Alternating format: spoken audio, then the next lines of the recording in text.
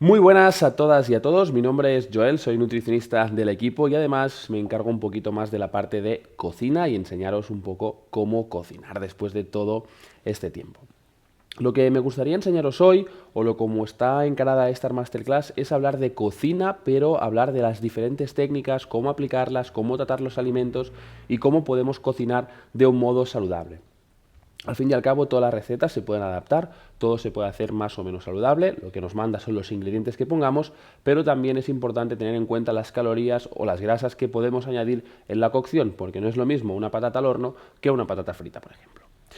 Por lo cual, lo que vamos a trabajar durante toda esta masterclass son las técnicas de cocción, vamos a hablar también un poco de cómo vamos a organizar los platos, que os lo hemos explicado muchas veces, pero lo vamos a dar una vuelta y asociarlo en la cocina, y luego también acabaremos hablando un poquito pues, de cómo usar el horno, cómo se trabaja, cómo se hace la mise en place bien y todas estas cosas que nos darán un valor extra a nuestra cocina y nos darán un valor extra a todo lo que ya sabemos a nivel teórico, pues un poco cómo llevarlo a la práctica a la hora de cocinar, que muchas veces nos comentáis esto, ¿no? Que tenéis mucha información pero os faltan ideas para hacer los platos como tal y que no sean recetas. Dicho esto, método del plato, ¿vale? El método del plato nos va a servir para estructurarnos a la hora de cocinar y de crear nuestras propias recetas para tener una referencia. El método del plato está estudiado por la Universidad de Harvard y es un estudio que hicieron en el 2005 para determinar cómo hacer un plato saludable y que tuviera todo lo que necesitamos. Aquí hemos hecho un poco nuestra versión para que os quede todo bastante claro. Tenemos, como veis, en la parte central del plato 4 grupos, que tenemos el de las frutas y el de las verduras, que son dos grupos básicos y que tienen que componer el 50% de este plato. Frutas y verduras no se tienen que introducir sí o sí juntas, es decir, no tenemos que pensar en el método del plato como el plato tiene que tener todo esto y tiene que estar medio plato así, no, se pueden combinar, se pueden comer por separado, podemos hacer lo que queramos mientras respetamos las proporciones. Tenemos los cereales, que son más o menos un 15 o 20-25% del plato, y el 20-25% que también nos lo aportará la parte proteica. Vamos a ver y vamos a recetar un poco todo esto, porque aquí también tenemos el agua, que puede ser en forma de agua, de té, de infusión, de café, como queráis, y también los aceites o las grasas saludables que vamos a utilizar para cocinar. ¿Qué pasa? El aceite más o menos lo tenemos que cuantificar en 3 cucharadas soperas durante todo un día por cada persona. Es un método muy fácil para cuantificar cuánto aceite estamos añadiendo si nos estamos pasando. 3 cucharadas soperas es una para preparar la cena, una para preparar la comida y media por la comida entre horas, para entendernos. Con eso se puede cocinar cualquier receta que no sea frita.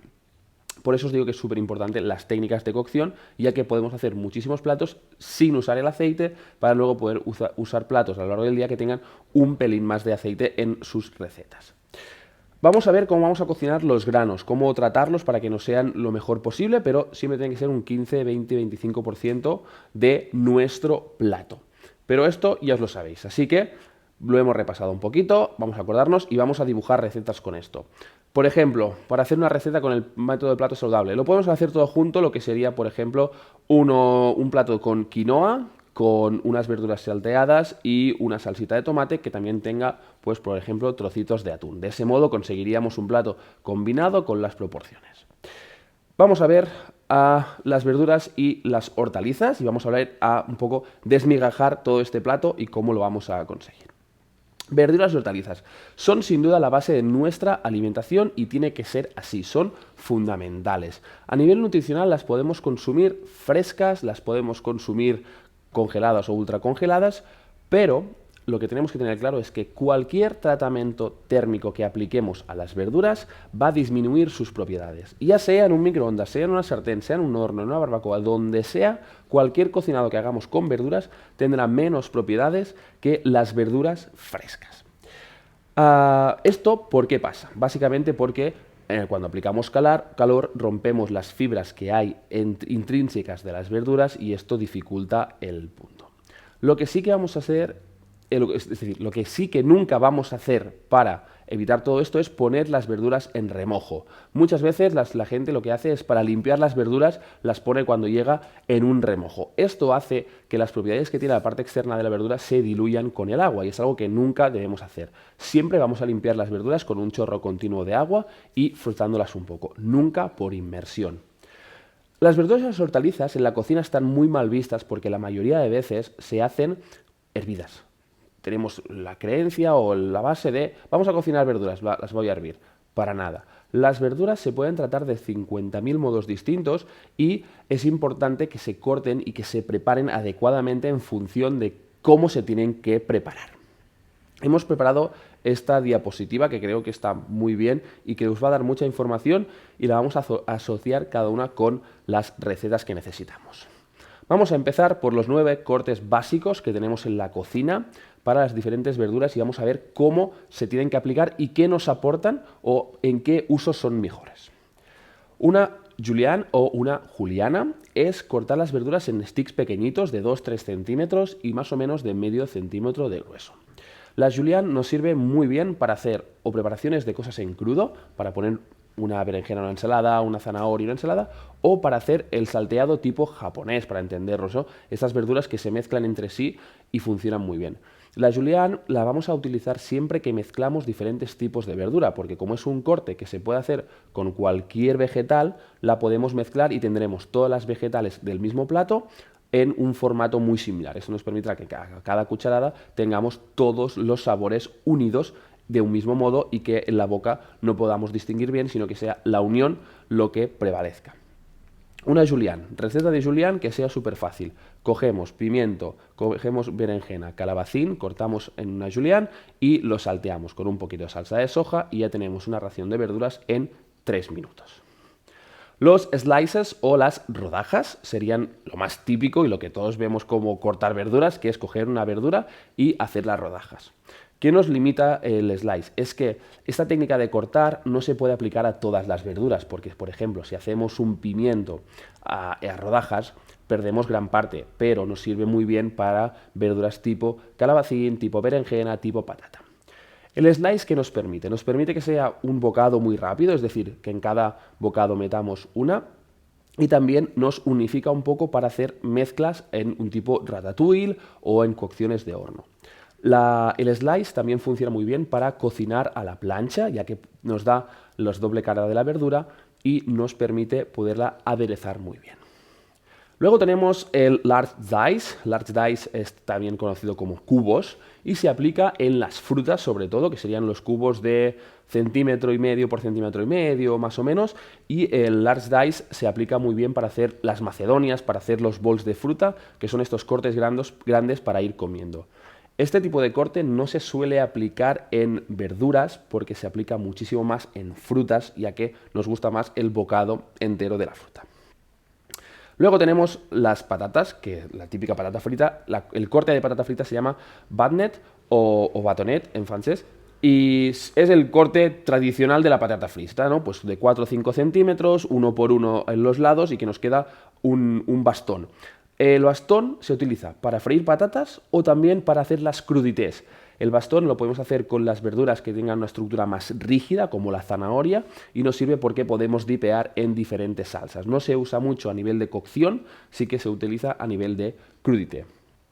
Tenemos el medium dice, que sería cubos de 1 por 1, más o menos, que son los cubos que podemos utilizar para hacer un salteado, para homogeneizar un poco las diferentes verduras. El medium dice se puede aplicar a cualquier verdura, que es una ventaja que tiene, y nos sirve para tener trozos muy contundentes en la boca, ¿no? Lo que sería un poco cuando hacemos un tofu con verduras, este tipo de corte que combina bien. Es un corte que podemos aplicar a las frutas y las verduras, pero también a la carne y el pescado para unificar estos dos mundos.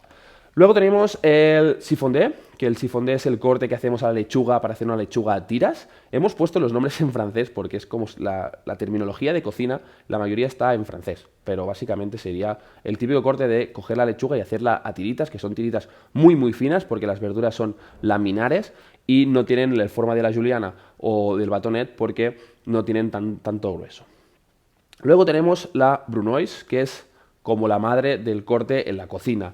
Una brunoise es el cortar las cosas muy pequeñitas, de 2 centímetros de largo como máximo, cuadraditas, lo que entendemos por picar verduras que queden muy finas, es una brunoise. La brunoise es la base para hacer cualquier sofrito, cualquier plato de cocción lenta, porque nos unifica cualquier alimento, todo lo podemos cortar en brunoise y se cocinan de un modo muy rápido.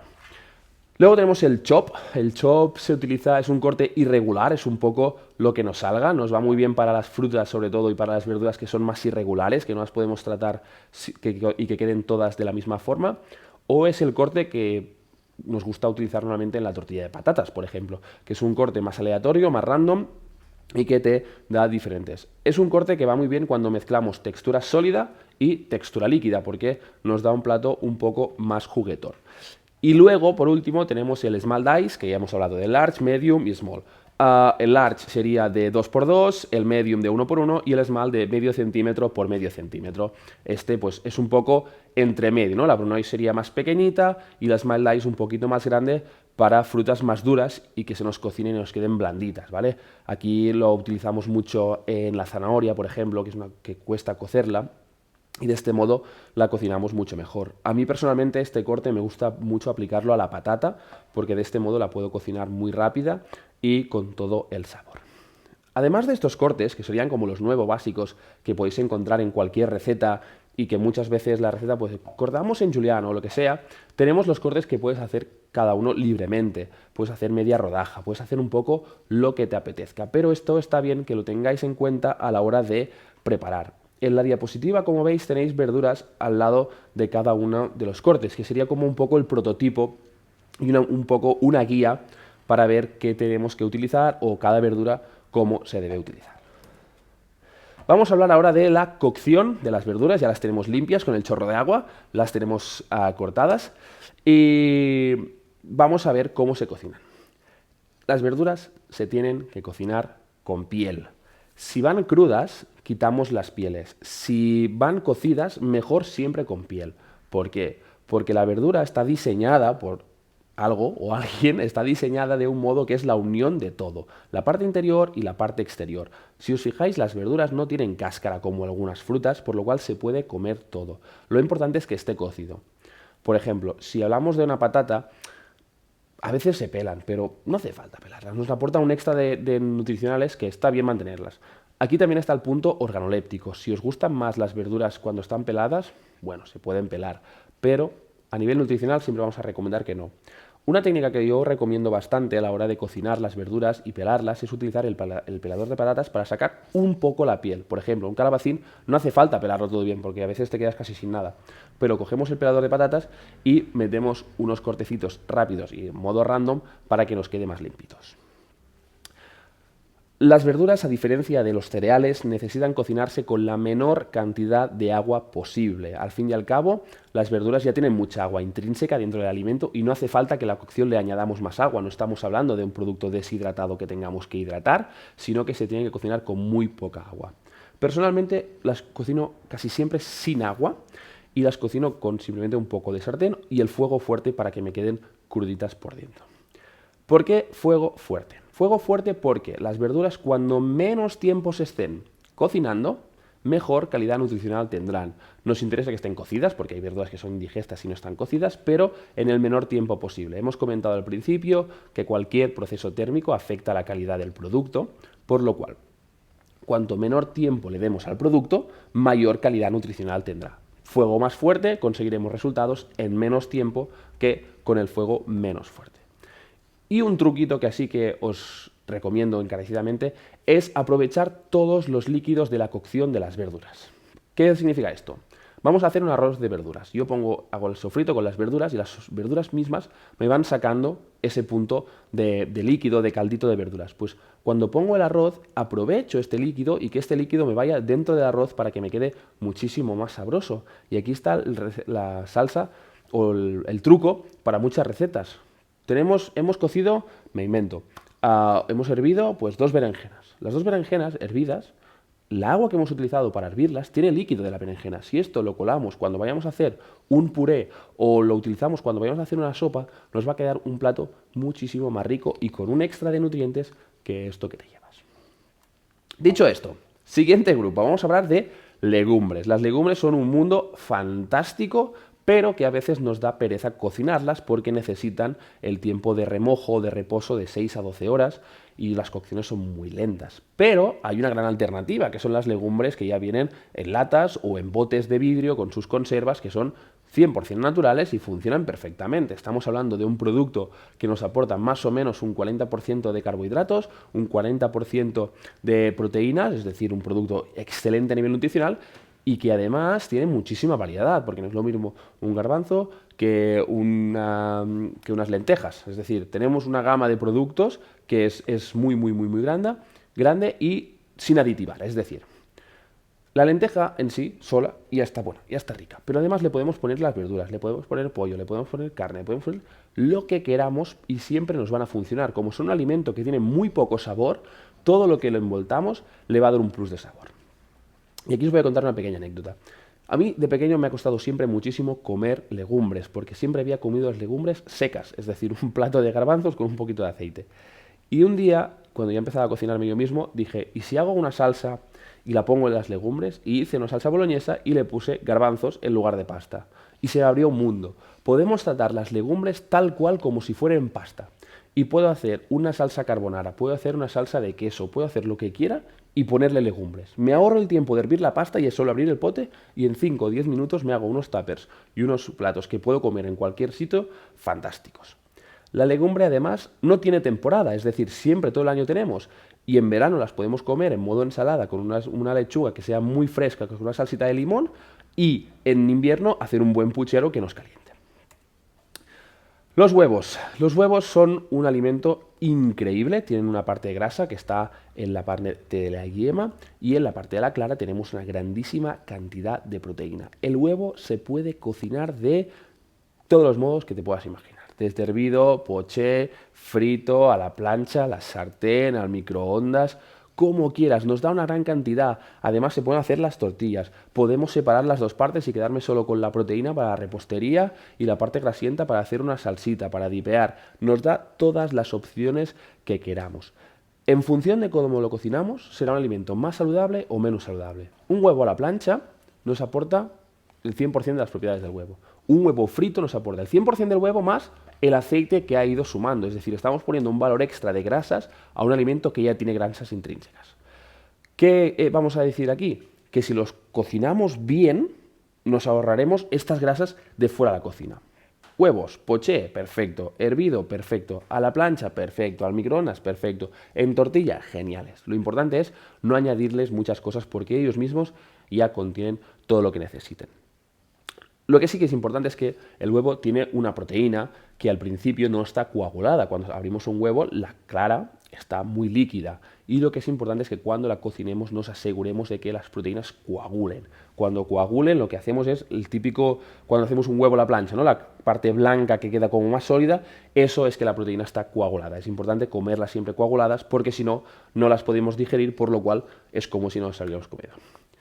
¿Y cómo puedo saber yo si tengo un huevo en la nevera, si está fresco o no está fresco? Pues lo único que tengo que hacer es ponerlo en un vaso de agua. Cojo el huevo y en un vaso de agua. Si el huevo se va hacia el fondo, huevo fresco.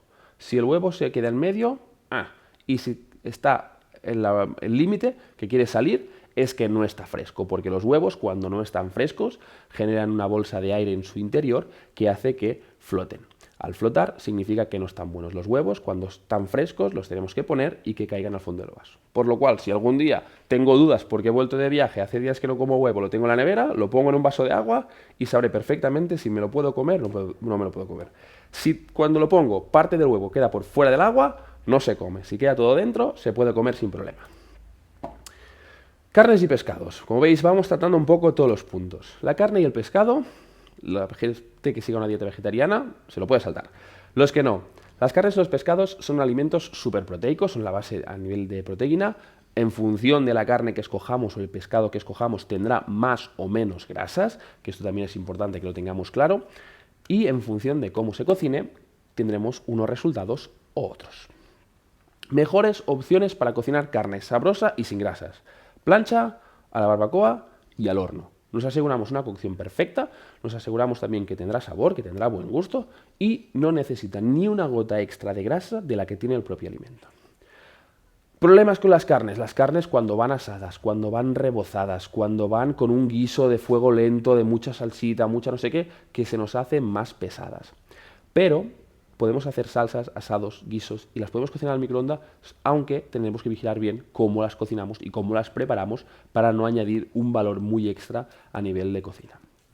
Un error que hacemos demasiadas veces es poner el pescado y poner la carne del frigorífico directa a la cazuela o directa a la sartén o a la barbacoa.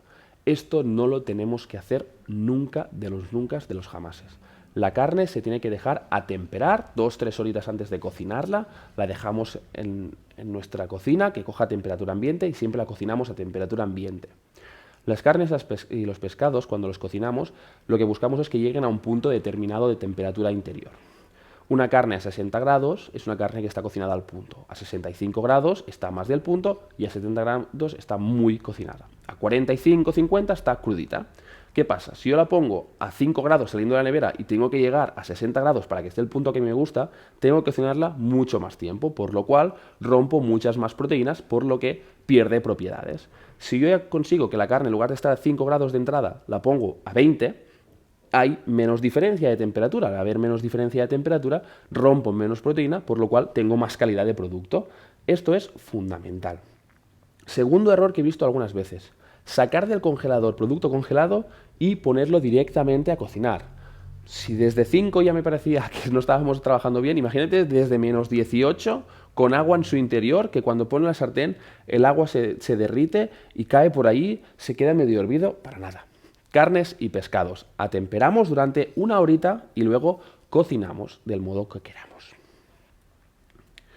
Los panes. Panes, carbohidratos, vamos a entrar al grupo de los carbohidratos que muchas veces les tenemos miedo. Panes hay tantos como colores. Es una barbaridad la diferencia que hay de cantidad de panes.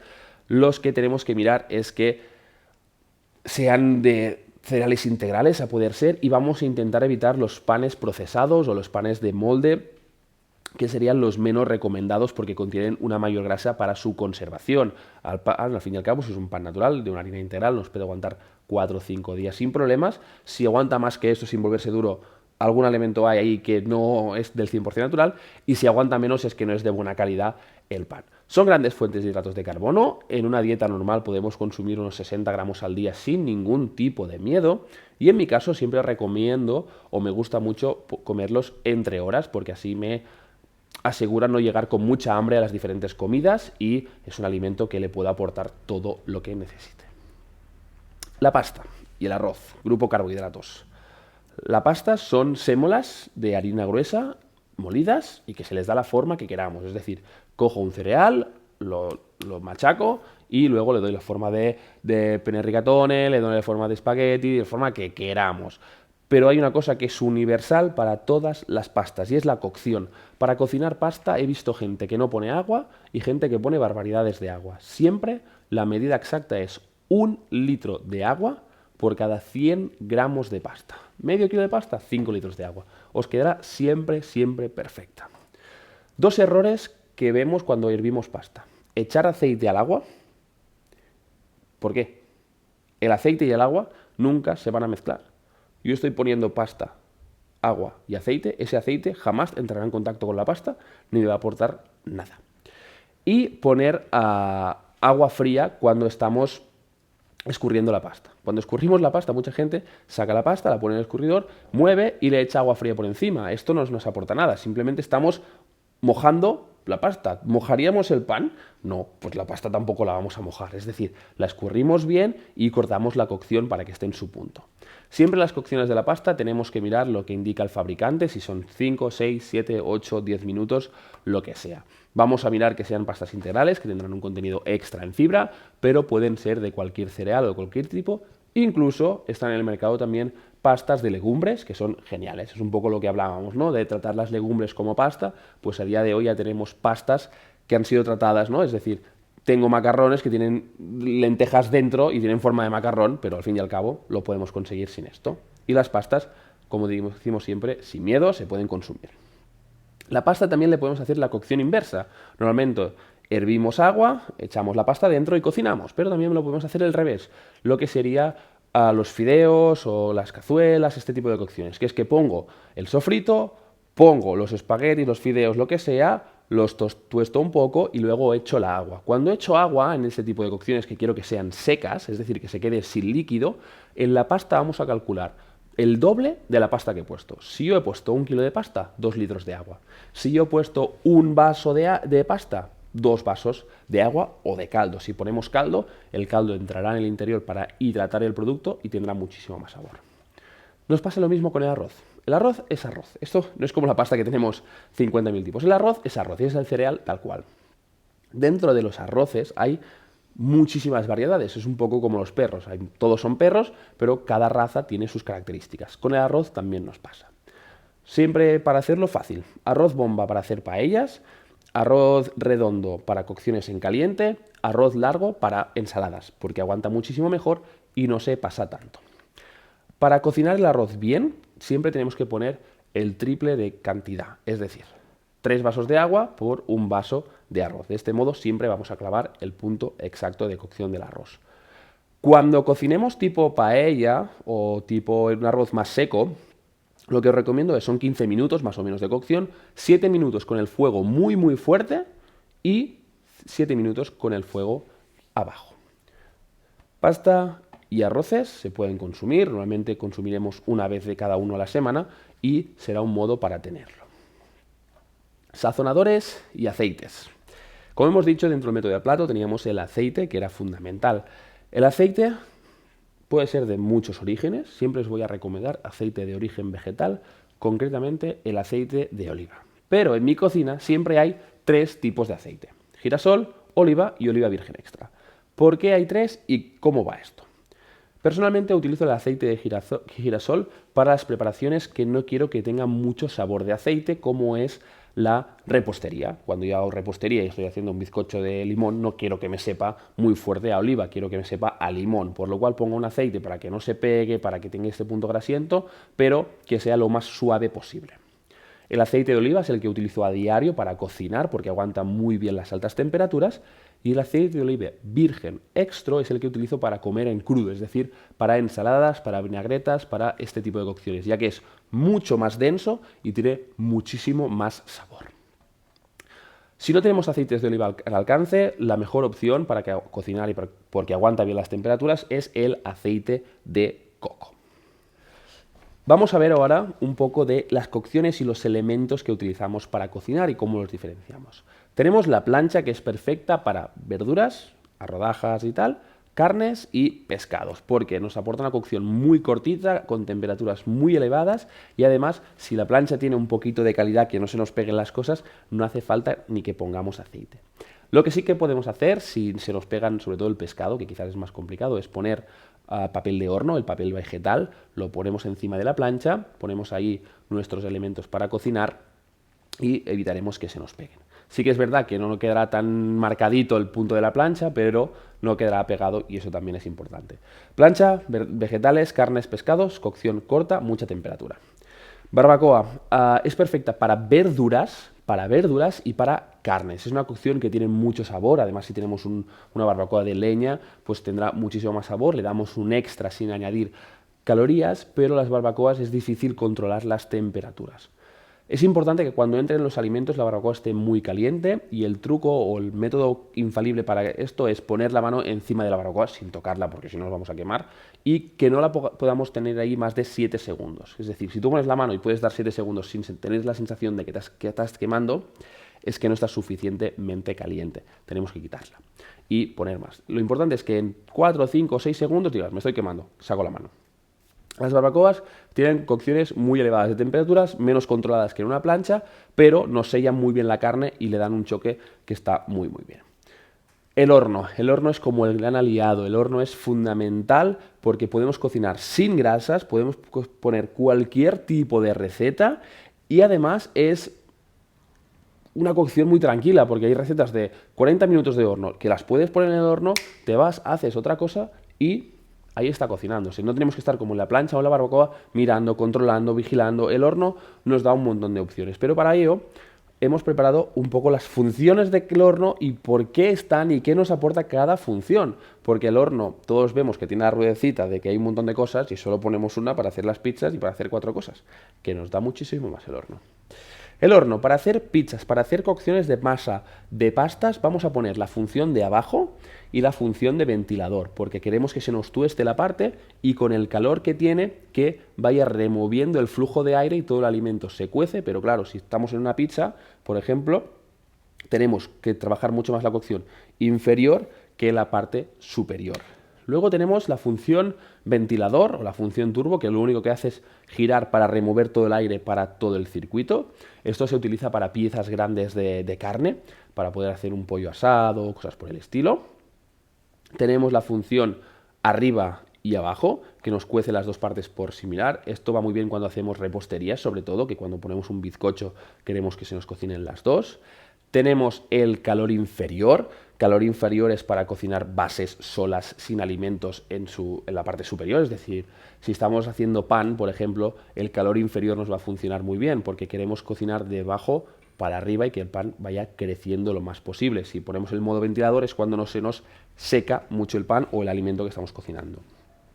Tenemos la descongelación, porque si nos se ha olvidado descongelar algo, el horno lo podemos programar a baja temperatura, 40, 45, 50 grados, y podemos descongelar los productos correctamente. Tenemos el grid, que el grid es para gratinar, el grid rápido, que sería lo mismo pero con más velocidad. Y el grid nos sirve muchísimo cuando queremos terminar platos, ¿no? Por ejemplo, si queremos derretir queso, si estamos haciendo una fideuá y queremos que se quede una capita crujiente por arriba, estas cositas, con el grid nos lo arregla muchísimo. Funciones que vamos a utilizar siempre y la que para mí es la fundamental. Arriba y abajo, para cocinar cualquier pieza de carne, cualquier plato a fuego lento. Y si que es un plato que tiene diferentes texturas, que hay un pollo grande al medio y hay verduras y hay patatas y hay no sé qué y no sé cuántos, arriba, abajo y ventilador, para tener una cocción lo más homogénea posible. Microondas. El gran odiado por algunos y el gran querido por otros, es como la dicotomía en la cocina, es nuestro mejor aliado para tener una cocina saludable. Un microondas nos puede cocinar cualquier verdura, nos puede cocinar carne, nos puede marcar pescado, nos puede descongelar el pan, lo que queramos en pocos minutos. Es una cocción que es cuestión de probar, porque al fin y al cabo cada microondas tiene potencias diferentes y es un poco ir jugando, pero lo único que tenemos que tener en cuenta es que los alimentos que pongamos dentro tengan líquido, porque el microondas calienta el líquido de los alimentos, no calienta el alimento. Lo que sí que nos pasa es que si lo ponemos mucho tiempo nos lo empieza a cocinar. Se puede cocinar en un microondas, por supuesto. El truco de siempre, os he contado 1000 veces. Un bol, verduras dentro, film, agujeros, ponemos 5, 6, 7, 8, 9 minutos y nos salen las verduras perfectamente cocinadas. Y se dice que es muy malo por el tema de las ondas, de la creencia, ¿no? De en su momento los microondas, que tal, que esto es malo. Se ha demostrado que no hay ningún tipo de problema. Es igual que dicen, no se puede mirar un microondas cuando está funcionando. No pasa nada, el microondas es una caja estanca, las ondas rebotan ahí dentro y se quedan ahí dentro. Y también tenemos que decir que a lo largo de nuestro día a día tenemos ondas por todas partes y nos preocupan muchísimo menos. Y hasta aquí esta masterclass, esta clase acerca de cocina, sus técnicas y un poco todo lo que tenemos. Ahora es momento de ponerlo en práctica, de aplicarlo a nuestras recetas, a nuestro día a día y espero que os haya sido muy, muy útil. Muchísimas gracias.